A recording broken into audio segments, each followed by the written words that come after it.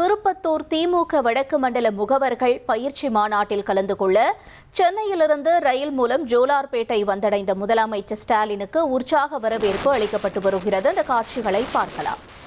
திருப்பத்தூரில் நடைபெற இருக்கக்கூடிய திமுக வடக்கு மண்டல பூத் கமிட்டி பயிற்சி மாநாடு நடைபெற இருக்கு. இந்த மாநாட்டில் கலந்துக்கிறதுக்காக முதலமைச்சர் ஸ்டாலின் அவர்கள் தற்பொழுது வருகை தந்திருக்கிறார். அதனுடைய காட்சிகளை நாம பார்த்துட்டு இருக்கோம். சென்னையிலிருந்து ரயில் மூலமா ஜோலார்பேட்டைக்கு வந்தடைந்திருக்கிறார் முதலமைச்சர் ஸ்டாலின்.